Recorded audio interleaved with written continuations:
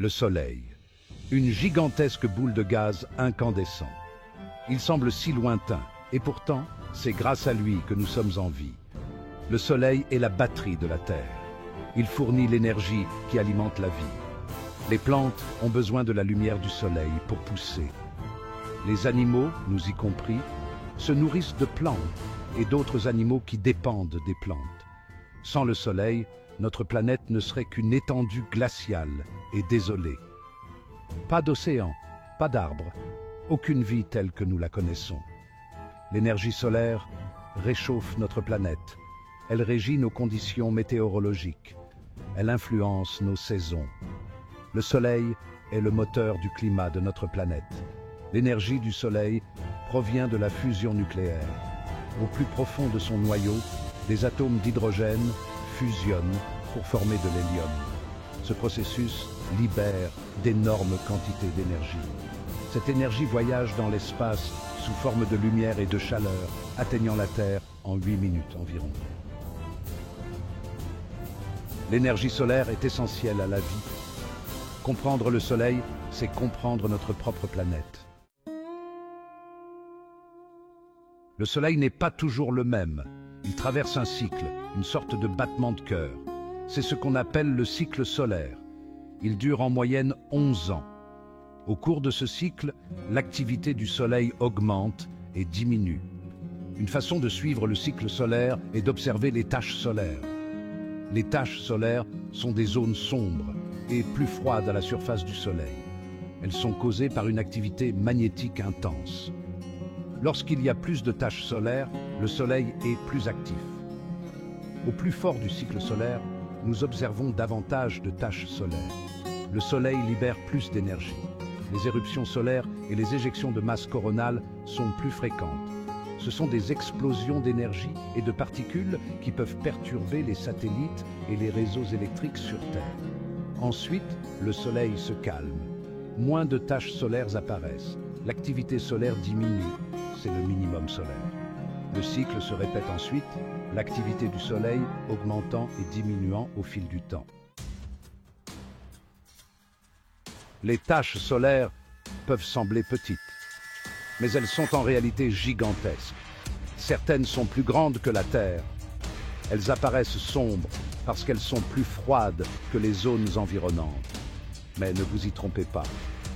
Les taches solaires sont encore incroyablement chaudes. Ces taches sombres sont les signes d'une activité magnétique intense. Voyez-les comme des fenêtres sur les puissants champs magnétiques du Soleil. Ces champs se tordent et se tournent, créant des taches solaires et d'autres phénomènes solaires. L'un de ces phénomènes est l'éruption solaire. Une éruption solaire est une explosion soudaine d'énergie. C'est comme un éclair de lumière et de chaleur géant. Les éruptions solaires peuvent perturber les communications radio sur Terre. Les éjections de masse coronale sont encore plus puissantes. Ce sont des éruptions de particules chargées provenant de la couronne solaire, sa couche la plus externe. Imaginez un canon géant tirant des milliards de tonnes de plasma dans l'espace. Lorsque ces particules chargées atteignent la Terre, elles peuvent interagir avec le champ magnétique de notre planète. Cela peut déclencher des orages géomagnétiques. Ces orages peuvent perturber les satellites, les réseaux électriques et même provoquer des aurores boréales, ces magnifiques lumières dansantes dans le ciel.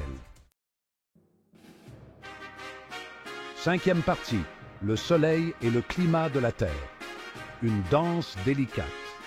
Le Soleil joue un rôle crucial dans le climat de la Terre. C'est la principale source d'énergie qui anime nos systèmes météorologiques et climatiques.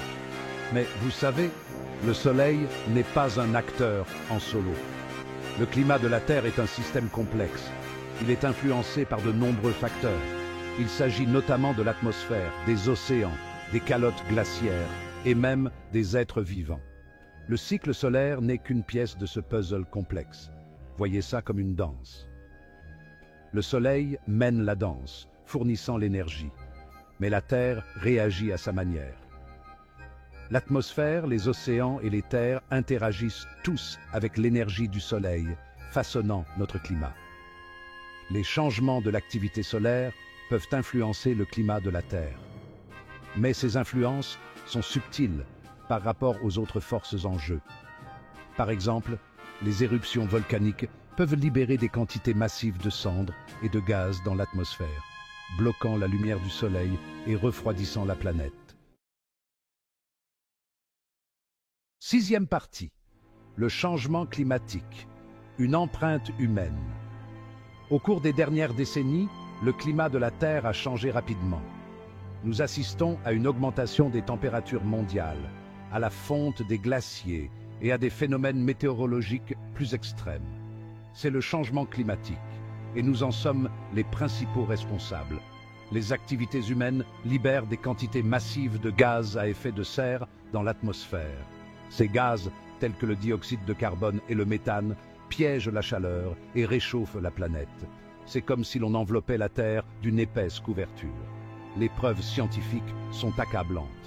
Le groupe d'experts intergouvernemental sur l'évolution du climat, GIEC, le principal organisme international d'évaluation du changement climatique, a conclu qu'il est extrêmement probable que les activités humaines soient la cause principale du réchauffement observé depuis le milieu du XXe siècle.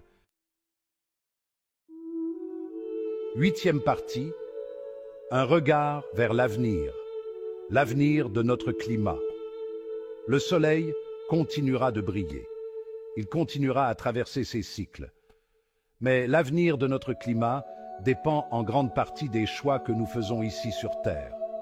Si nous continuons à émettre des gaz à effet de serre au rythme actuel, nous pouvons nous attendre à un réchauffement plus important, à des phénomènes météorologiques plus extrêmes et à une perturbation accrue des systèmes fragiles de notre planète. Mais nous avons le pouvoir de changer de cap. En passant à des sources d'énergie propres, en réduisant notre dépendance aux combustibles fossiles et en adoptant des pratiques durables, nous pouvons limiter le réchauffement climatique et créer un avenir plus durable pour nous-mêmes et les générations futures. Neuvième partie. Du Soleil à notre atmosphère, les gaz à effet de serre. Nous avons exploré l'énergie du Soleil. Nous avons vu comment elle influence le climat de la Terre. Maintenant, zoomons sur l'atmosphère de notre planète. Cette fine couche de gaz qui entoure la Terre est cruciale pour la vie. Elle retient la chaleur, régularise notre climat et nous protège des rayonnements nocifs. Au sein de cette atmosphère, certains gaz jouent un rôle particulier. Ils agissent comme une couverture, piégeant la chaleur du Soleil et maintenant notre planète suffisamment chaude pour abriter la vie. Ce sont les gaz à effet de serre. Le dioxyde de carbone, le méthane, l'oxyde nitreux et la vapeur d'eau sont des exemples de gaz à effet de serre. Ils sont naturellement présents dans l'atmosphère. Mais les activités humaines, telles que la combustion de combustibles fossiles et la déforestation, libèrent ces gaz à un rythme sans précédent, épaississant la couverture et réchauffant la planète. Comprendre les gaz à effet de serre est essentiel pour comprendre le changement climatique. Dans la section suivante, nous approfondirons nos connaissances sur ces gaz, en explorant leurs sources, leurs impacts et ce que nous pouvons faire pour réduire leur concentration dans l'atmosphère.